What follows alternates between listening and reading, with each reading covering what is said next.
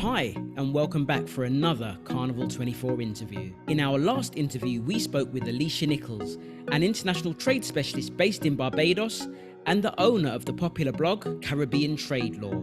In that interview, we talked about regional and international trade in the Caribbean, the World Trade Organization, and how the Caribbean diaspora can participate in trade and exports in the Caribbean.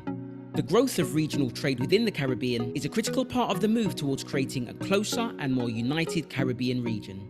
But this isn't the only area that has room for improvement. In a study by the United Nations Department of Economic and Social Affairs, as of 2020, there were over 9 million migrants from the Caribbean living outside of the region. And in an article written by the World Bank, they say that 90% of the Caribbean diaspora wants to have greater engagement with the region, and this represents a significant untapped potential for economic development. One of the movements that's attempting to improve this connection amongst the global Caribbean community is the International Caribbean Day, which is a day that Caribbeans both within and outside of the region can celebrate their connection to the Caribbean and their individual countries. So in order to discuss this and find out more, we invited Hamilton Daley, who's a champion of the movement, so that we can find out what the Caribbean Day is, when it takes place each year, and most importantly, why we should all support it. We also wanted to tell you about it so that we can help spread the word, because we think that this is a great movement that we should all support. So keep watching, remember to like, share and subscribe, and we hope you enjoy finding out more about the International Caribbean Day. Hi, this is 𝗗𝗲𝐃𝐲𝗹𝐺 and you are watching Carnival 24, and today we're joined by Hamilton Daley. Now, Hamilton Daley is a qualified solicitor in England and attorney at law in Jamaica, and he's also been a writer at 𝗃𝐀𝐿, which is a leading website covering news on travel, culture and politics in Jamaica and the Caribbean. He's also been described as a role model for creating change and empowerment for the Caribbean image. And amongst his notable highlights, in June 2016, he led a delegation and held discussions with the Grenadian Ministry of Foreign Affairs about orchestrating a global effort to develop the principle and concept of an International Caribbean Day, which is the main subject of this interview. Hamilton Daley, welcome to the show. Thank you very much. Thank you for having me. Okay, so we're here to talk to you about the International Caribbean Day, what it is. But before we do that, perhaps you could give us a little bit of background on what inspired you to create the International Caribbean Day. I suppose that's a big question to start with. What inspired me? It's about my personality, probably. As a child, I was sort of inquisitive, inquiring, always challenging puzzles, looking for answers. And on growing up, perhaps that's what sort of led me to become a lawyer in the first place. It's sort of the ideal thing for my mindset. And then as I traveled from the Caribbean to the UK, where I resettled, I realized that the Caribbean community was very disjoined in a lot of ways. And then I started to look for the solution to that puzzle. Why was that? I had an experience in 2007 when I was in Jamaica. It was Cricket World Cup. And I met a family of 3 Irish brothers, but none of them was actually living in Ireland at the time. One was from the UK, one was from Canada, and the other was from the US. And they all had their sons with them at different ages. So they was like 12 to 30 and in between. And in 2007, Cricket World Cup was in March, and it was St. Patrick's Day. Mm-hmm. And they were celebrating St. Patrick's Day in the Caribbean. And I thought, this is a family who are from Ireland. None of them lived in Ireland. All of their families back home were celebrating St. Patrick's Day as well, and the extension of their families. Mm-hmm. And that was a powerful thing for me to want to replicate across the Caribbean. And that's really the germ of the concept of Caribbean Day. Okay. So for our audience, for those people who may not be familiar with the International Caribbean Day, the concept, the movement, can you tell us, what it is, what the reasons are that for why you think an International Caribbean Day is actually necessary? If I start with the premise that unity is strength. And if we find a way to unify, then it makes us stronger. If I can carry people with that concept, that unity is strength and strength makes us stronger, and if we can find a way to unify, find a focus, then we will be stronger people for it. It's an upliftment of who we are as Caribbean people, and it's sort of a necessary evolution of our generation to also contribute to the upliftment of what it means to be Caribbean. Okay, so you mentioned Ireland and them celebrating St. Patrick's Day. They celebrate St. Patrick's Day in Montserrat as well, if I'm not mistaken. What would you say having a day that has united Ireland everywhere all over the world, what benefits would you say are some of the things that's done for the Irish people? There's 5 million, I think it's about 5 million people in Ireland. Mm-hmm. There's 100 million people across the globe claiming to have Irish heritage. Wow. It's a amazing and gigantic step in terms of economy and commerce that happens on that just one day, which is all directed back to Irish heritage. And that is something that Caribbean has an opportunity to capitalize on as well. We could use that. We could use that sort of unity. It takes to be unified. So, okay, so the Caribbean is a very diverse, one of the most diverse regions on the face of the earth. For someone who asked you like who the International Caribbean Day is for, who can and should celebrate it, what would your answer to those people be?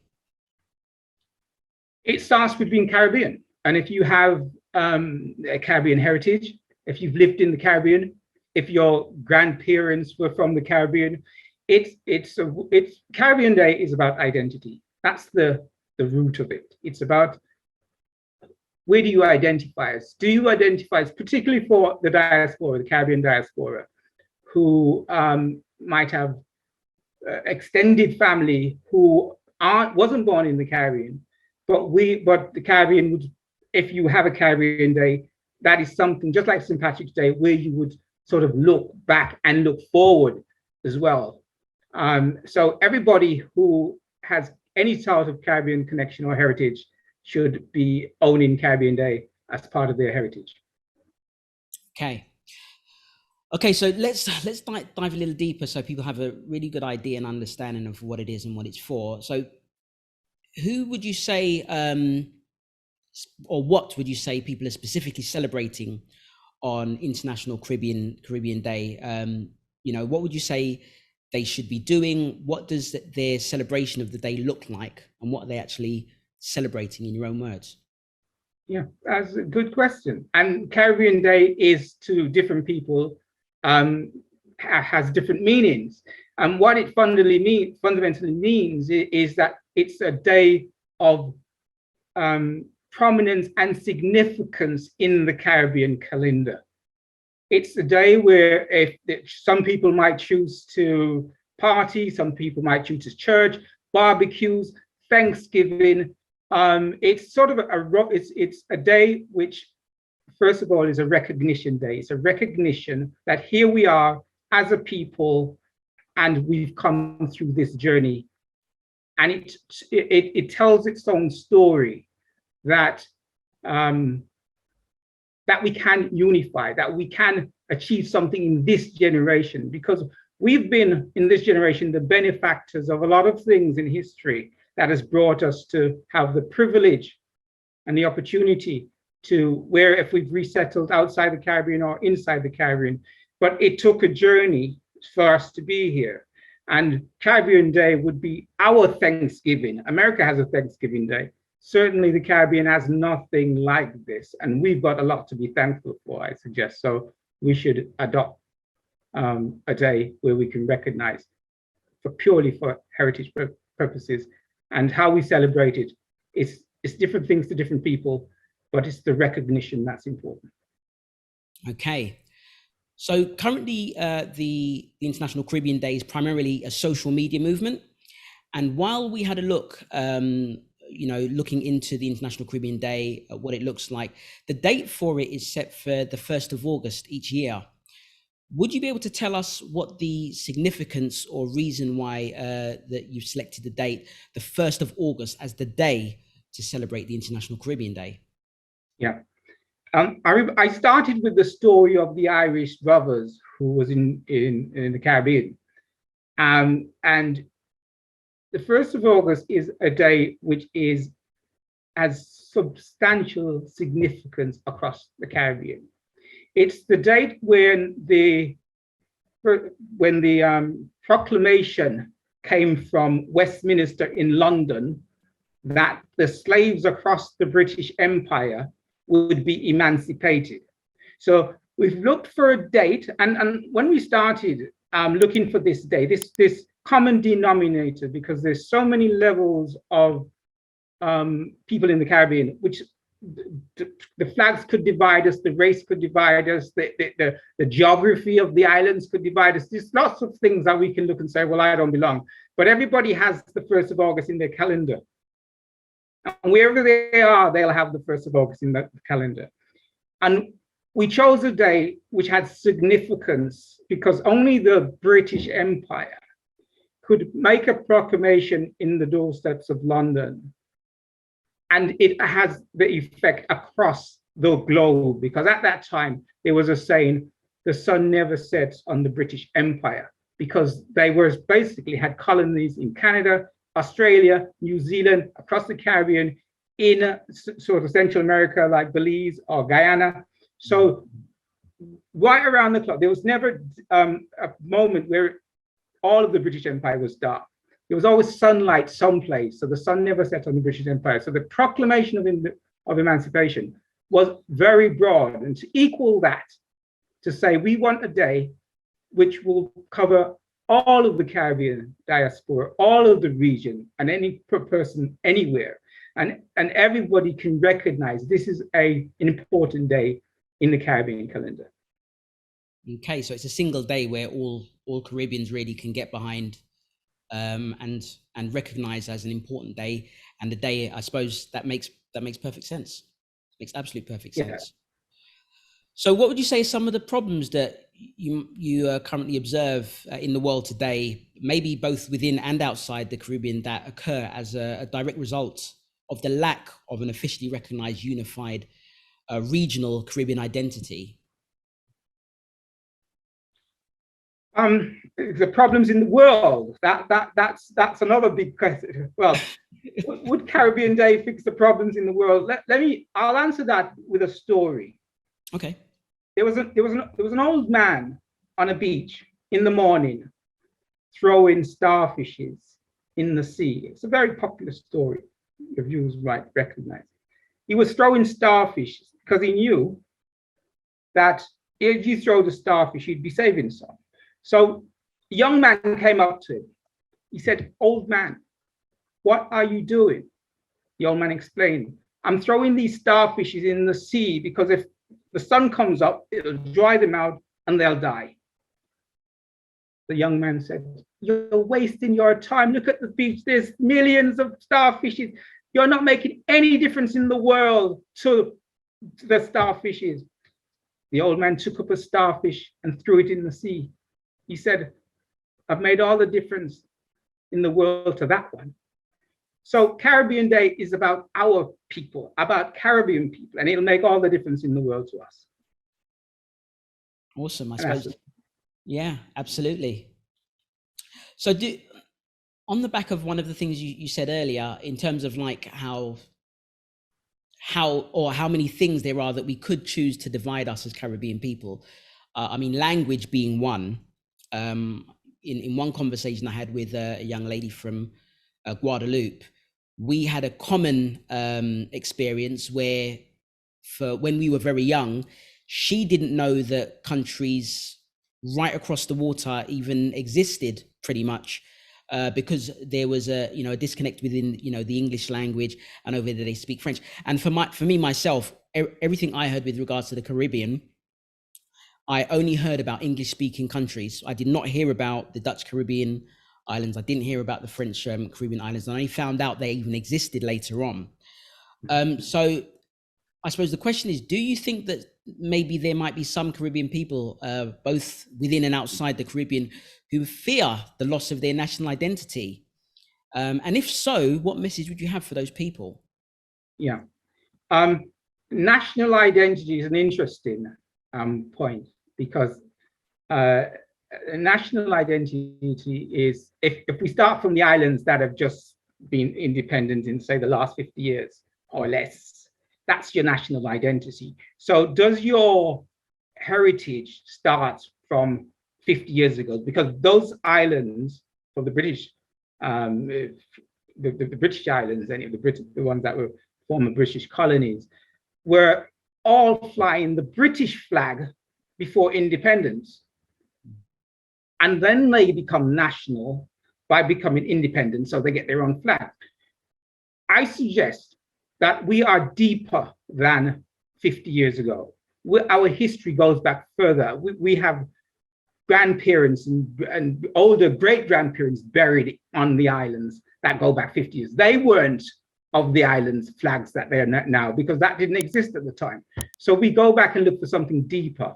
We went back to the 1st of August, 1834, to say this is Caribbean Day, not to celebrate what the past, but to celebrate the future, because if the future is further and there's more open space in the future than there is in the past. The past is contained, we can measure that. We can't measure the future. Right. Okay, so on the back of that, I suppose one of the next questions I'd have to ask is, do you think there's a danger perhaps of Caribbeans within the diaspora eventually losing touch with their heritage? And if so, why do you think that might be happening? And what do you think some of the long-term outcomes of that happening would be if people within the diaspora, lose touch with where they're originally from, or their parents are originally from? Yeah.